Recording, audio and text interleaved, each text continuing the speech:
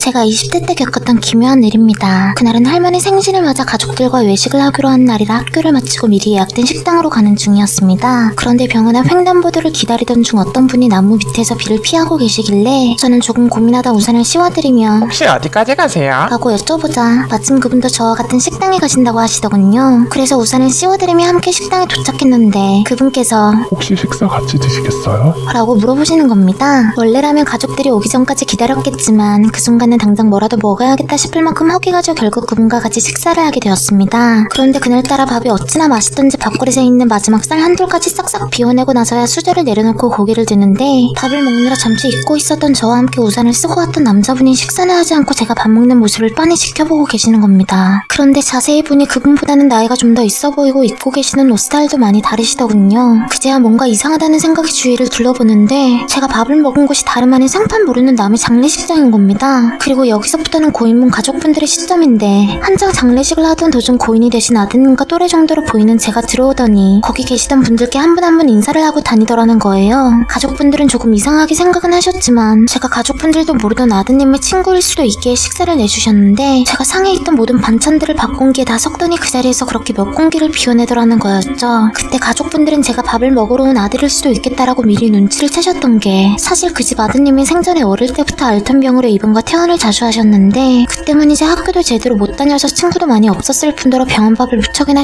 싫어하셨답니다. 그래서 가끔 퇴원하고 집에 올 때면 항상 냉장고에 있던 반찬을 다 꺼내서 비빔밥처럼 만들어 먹는 걸 참 좋아하셨다는 거였죠. 그런데 고인분이 병원에서 갑자기 돌아가시는 바람에 마지막 인사도 못 나누고 그렇게 먹고 싶어 했던 비빔밥을 마지막에 해주지 못했던 게 가족분들에게는 마음 한켠에 큰 짐이 되셨는데 고인분이 떠나기 전 친절을 베풀어준 저희 몸을 잠시 빌려 마지막 인사도 하고 먹고 싶었던 것도 잔뜩 먹고 가신 것 같다면서 제게 고맙다며 막 우시는데 저는 솔직히 황당하기도 하고 그때 상황이 믿기지도 않아서 그 일은 잊은 채로 살고 있었습니다. 그러다 얼마 뒤 제가 해외에 취업이 되어서 몇 년간 해외에서 살게 될 때의 일인데 한날은 동료와 맥주를 잔뜩 마시고 집에 와서 곧바로 뻗은 날이었어요. 그런데 그때가 여름인데도 이상하게 쌀쌀해서 잠이 들었다 깼다 하며 뒤척이다 눈을 떴는데 그때 그분이 제 옆에 누워 계시는 겁니다. 그분은 제게 뭔가 말을 전하려 했는데 손으로 어디를 가리키며 입을 뻥긋뻥긋 거리시는데